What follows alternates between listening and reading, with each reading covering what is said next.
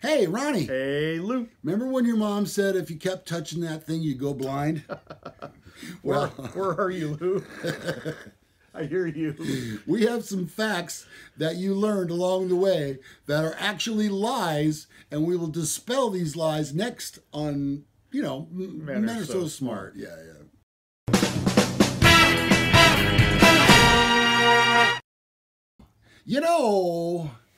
Mark Twain famously said, "Don't let school interfere with your education." Although the famed author who quit school at age 12 had more meanings in mind than calling out specific educational untruths, it turns out plenty of the facts we learned in school are actually myths, propaganda, misinformation, or downright lies, Ronnie. Shocking. They've been lying to us, and we bought into it. We drank the Kool-Aid, but no more. Give me an example. All right, I'll tell you what. All right. You remember when your mom would say, you'll get tetanus from stepping on a rusty nail? Yes. Lockjaw. No. That doesn't happen. No. No. Any puncture wound, including one from a rusty nail, can lead to a tetanus infection, but not because of the rust on the nail. Huh.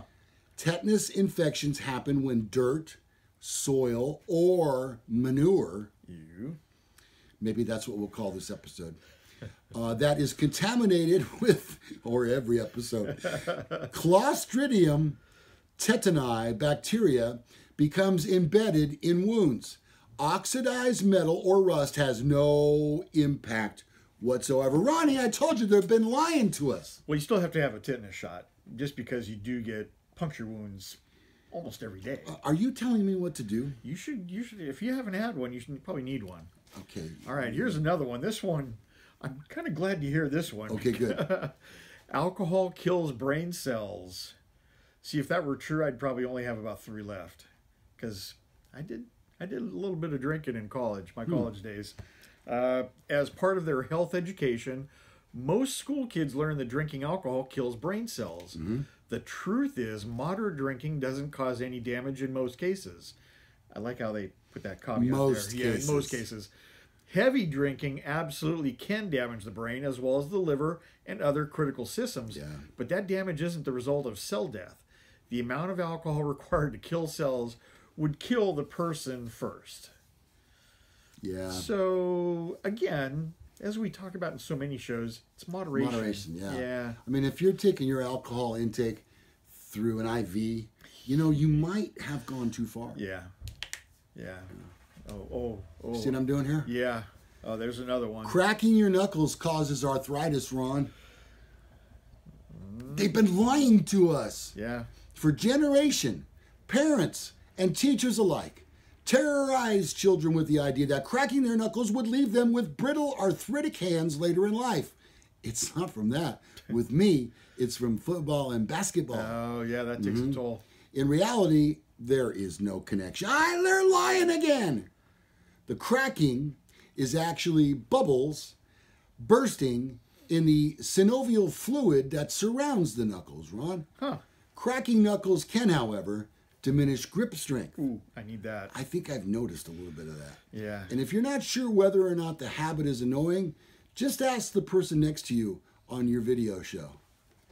Was that annoying? A little bit. Maybe I shouldn't have asked. I already knew the answer. Now, here's one that I have a hard time believing. Okay, Ron. That it's not true. Okay. Sugar makes kids hyperactive. You better tell me more on this one, because I may dispute it. Says there's a whole heap of reasons to avoid giving too much sugar to children, Right. but hyperactivity isn't one of them. Okay. The myth of a child spazzing out from a sugar high is exactly that, just a myth. Popularized by an allergist recommended diet and a flawed study in the 70s. There was a lot of things flawed in the 70s, Ron. We all were. The connection between hyperactivity and sugar was debunked by a series published in the Journal of American Medical Association in 1995. Oh, I don't know. I've got 3 kids and 2 grandsons. If you give them, if they go out and they run their butts off, and they go trick-or-treating for 3 hours, and then it seems like they're beat, and then they start eating candy, and bam, they get a second wind. whammo bammo. They're up and running again. You know, I don't know. we really limit the amount of any kind of sugar that the grandson gets. You know, I mean, to the point that he, well, of course, he doesn't drink soda. Right. But he doesn't do those juice boxes either. Oh. You know, because those things are loaded with sugar. Pure sugar. So, I mean, we just try to avoid it in general, and I think that's a good idea. And if it takes thinking that sugar makes kids hyperactive to get parents to give their kids less sugar, good, so be it, right? Yeah, good. It's a good thing. All right. How about this? Touching frogs or toads gives you warts. I've only had one wart in my life, and I wasn't from touching a frog, I don't think. You should definitely avoid touching frogs or toads, many of which secrete powerful toxins from their skin. But if the poison doesn't kill you, you're not going to have to worry about getting warts. In fact, the bumps that cover some frogs and toads aren't warts at all. Even if they were, warts can only be caused by a human virus. There you have it. All right, so touch all the frogs you want. In fact, ladies, if you're still watching this show for men, kiss a lot of frogs. So this is one that I swear was true. I hear it all the time. It says in Australia, water swirls down the drain in reverse. In the toilet. Yes. Yeah. Yeah. I would, and supposedly what I've heard is if you're right on the equator, just go straight down. There is no swirl. But this says it's likely you were told growing up that in Australia, water runs down the sink, toilet, and bathtub drains in the opposite direction. And even that storms swirl in reverse. What? Because of the forces that tug in opposite directions on different sides of the earth. These forces are real, but they only apply on a scale much larger than toilets or even hurricanes can produce. According to a tweet from superstar Neil deGrasse Tyson, who I think is amazing, by the way, toilet bowls drain however they're designed to circulate the water. It's irrelevant whether you live above or below the equator. So obviously, I guess those jets are angled a certain direction. Oh, to swirl in the tank. To swirl. Right. I think they go, which way do they go? They I'm go picturing flushing. I think they clockwise. go counter. Do they? I think so, yeah. We may have to check one here. All right. You know what? We need a fact checker. Yes. Somebody flush their toilet. Tell us Just which way trying it to goes. think, do I have to pee? No, I'm good. All right. Now, look, we're going to get into a little language here. And if you're on social media and you say that you don't judge, you're lying. Yeah. Okay? You're lying. Are you the grammar police? When you see people who have used the wrong there or Two, or two. you judge them and you Yes. think they're not as smart. Yes. Right? I do that. Okay, well, look, we're going to give you some language stories here. You can't end sentences with a preposition. You've always been told that. Yeah. Here's the facts. The question, hey, where you at, would make any English teacher cringe, and for good reason. It's grammatically incorrect to end sentences with prepositions when the sentence would have the same meaning without it. For instance, where you be. But otherwise, it's perfectly fine. Not only is there no rule anywhere that says you can't, but sometimes not ending sentences with prepositions makes writing clumsy and unnatural. On what did you step? Who says that? No one does. It would be, what did you step on? Okay, Right. So that does make sense. Now, in the course of a live conversation with somebody, you got to be pretty quick on your feet. Oh, yeah. Yeah. You know, Yeah. I say stick to what you know. If it means asking a preposition, but it makes perfect sense, do it. Perhaps if you're writing a novel, You might want to limit probably a good idea. limit that a little bit. Well, and then on the other end of the spectrum, Okay. you can't begin sentences with conjunctions. All right. Okay. Any kid who turned in a paper Oh. that contained a sentence starting with And, but, yet, or, nor, or any other coordinated conjunction likely got the assignment back with a whole bunch of red ink on it. But style guides disagree and that it's a grammatical sin. You can do it, and you can do it anytime you want. I do it all the time. I avoid it. I will start sentences with but or and sometimes. I won't. Yep. When writing in the blog or something, Yep. I don't do it. It's just the way that I was taught. Now, all right, how about this one? This takes you way back to typewriter days. Yes. I went to Star King Junior High. What junior high did you go Same. to? Okay. Did you have a typing class? I didn't have typing until I went to El Camino. Oh, okay. I did. And, you know, I got pretty good at typing too, Ron. Yeah, me too. I was up around like 60 words a minute, maybe a little bit more. I'm faster than that. Okay. Not now. Oh, I'm way faster now. I'm like 15. Oh, boy. I guess I peck. But I use a couple of these fingers, but it's like by looking at the keys. I don't know if you can see that, but I look at the keys to see. I don't even have to look at the keys. All right, here you go. If you learn to type in the era of typewriters, whoa, does that date us? Or even word processors, which I used to do resumes on. Oh, yeah. Yep. Let's see. You would click the spacebar twice after a period to make things easy for the reader. That once was true. It is no mas. The AP Style Book, the Chicago Manual of Style, and the U.S. Government Printing Office Style Manual all recommend just one space. Hey, Ronnie? Yes. I need some space. Just one? Yeah. Well, you know, the interesting about that is if you have an iPhone or an iPad, Right.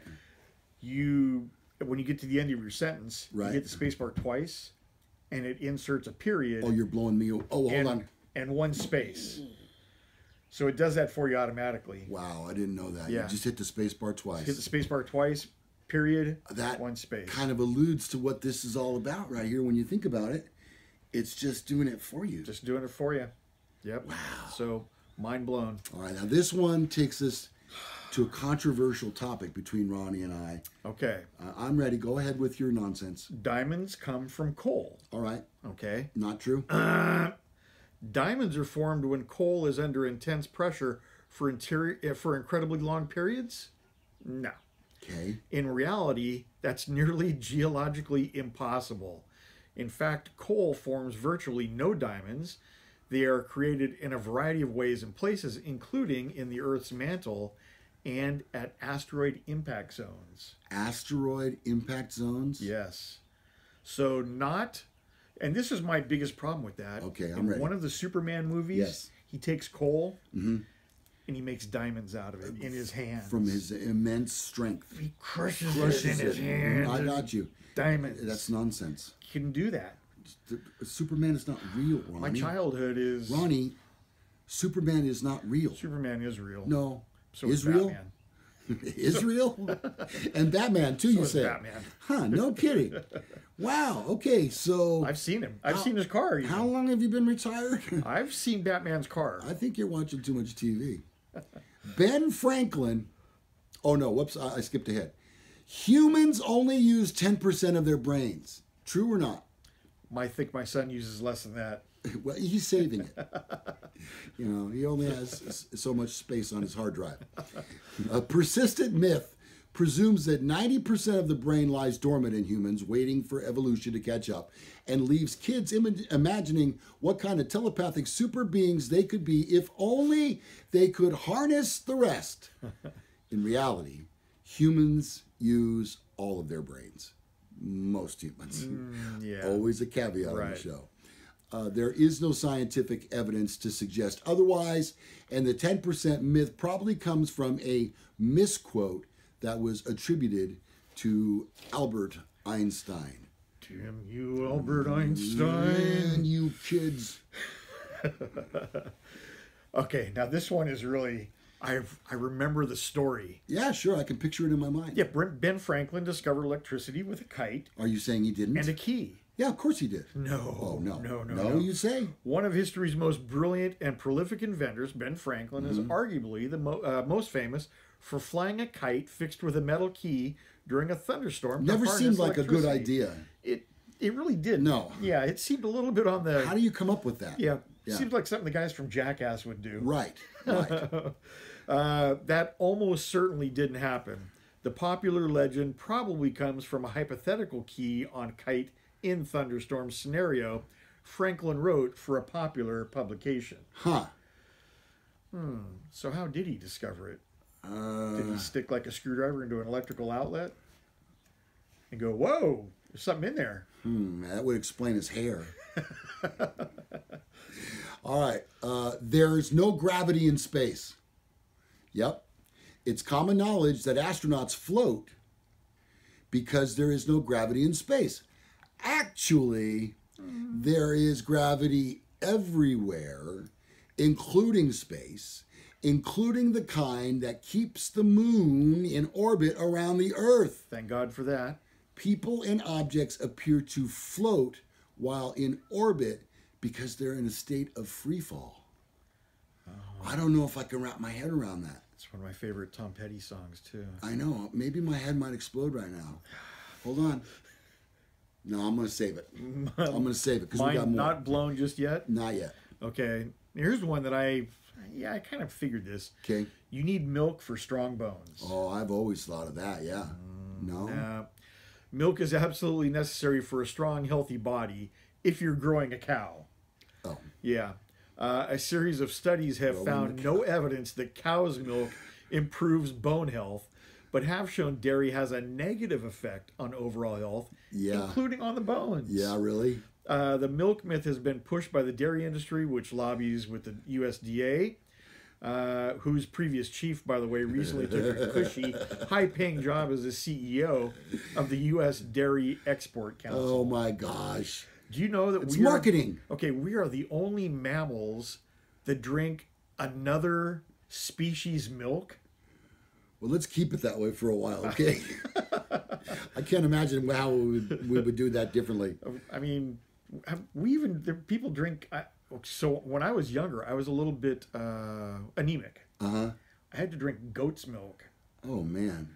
When I was young, probably, I don't know, a couple years at least. Oh, man. So, yeah, probably also not necessary. Maybe goat's milk maybe has more iron in it. I'm not sure. You know what? I'm thinking about a word. Neighbor. How do you spell neighbor? N-I-E? I before E. Oh, wait. Except after C. One of the most common and easy to remember rhyming spelling lessons is just that. I before E except after C, or when sounding like A as in neighbor or way. Oh, there you go. The rule is wrong about 25% of the time. You want me to prove it to you? That's almost 1 out of 4. Is that what you want? You want me to prove it to you? Okay. Let's see it. Science.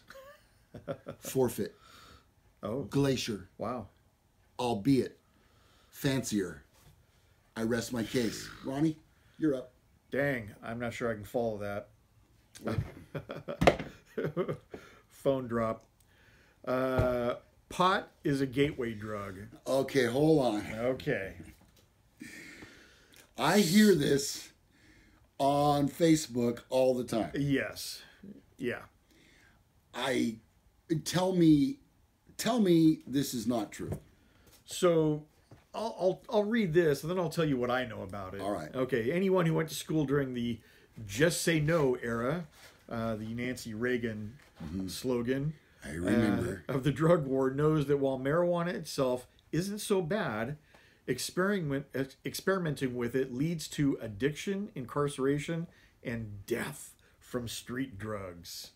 For years, educators accepted the gateway theory, a 1950s scare tactic that has since been widely debunked and acknowledged as a myth in 2016 by then Attorney General Loretta Lynch. Social ailments such as poverty, bad home environment, and early exposure are better indicators of future addiction. I think it's funny that people who've never smoked weed believe this, that it's a gateway drug. Now tell me what you're going to tell me. Okay, so what I have seen when I work patrol is you have houses that started off as pot houses where all the local kids went over and they would, mom or dad worked late. And so it was a safe place to go to, fire up a little bit of marijuana. Well, over the course of about 5 years, they became crack houses. But I'm going to say it's not because of it leads to stronger drugs. It's because there's no supervision.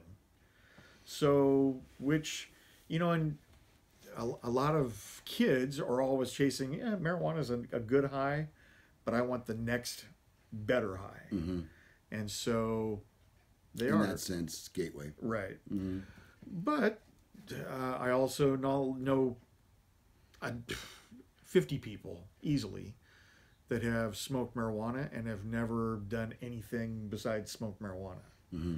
So it's obviously not true in 100% of the cases. I just don't think. You know what? Here's where I stand.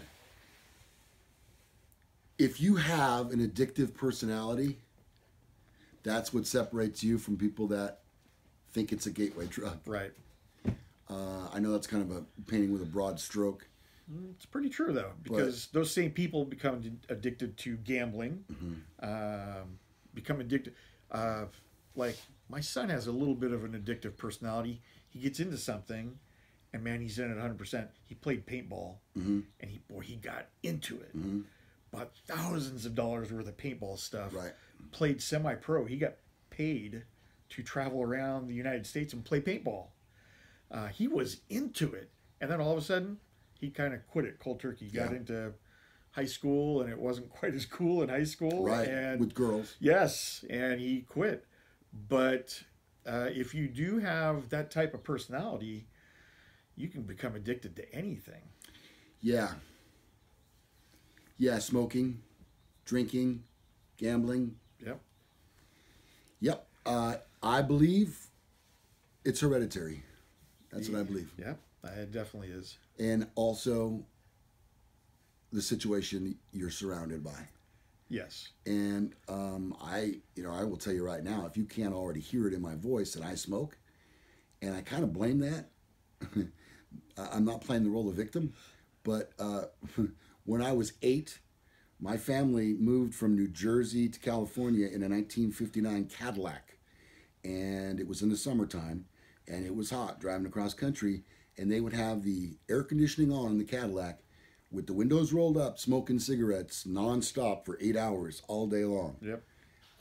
Geez, you wonder? Huh. You wonder? And then another thing, too, talking about addictive personality. I may have told you this story, but years ago, at a very influential time in my life, I saw a movie called Aloha, Bobby and Rose. And the guy that was the star in the movie, I think his name was Paul Lamont. I think that's who it was. He's also he's the guy from American Graffiti, isn't he? Isn't that Milner? Yeah, I think. Maybe. I'm confused. But the point is, he was a smoker. And I saw that, and I thought, man, that guy is so cool. So if you wonder if your kids are being influenced by media in general. They are. They are. Yeah. To be sure. Yeah. And you know what? I don't know how to change that. I really don't. And you know what else? At this age, I don't have the energy. Yeah. So it's on you guys. It's on you millennials. You need to recognize, okay? All right, that's going to do it for this episode of Men Are So Smart. We appreciate your watching. You'll find more information on both of us below in the description, along with links to all of our social media and our website, which I wanted to let you know is menaresosmart.com. And there it is for you, okay? For all of our partners, Trico Welding Supplies, Capital Mobile Brake, and A&C Marine, we'd like to say thank you very much for helping us put the show on every week. And we hope you'll watch. We do a show for you every Monday, Wednesday, and Friday, and we throw a few best of shows in there to make a nice little sandwich for you. All right, so check us out. I'm Lou Gallagher. I'm Corvette Ronnie. And this has been Men Are So Smart.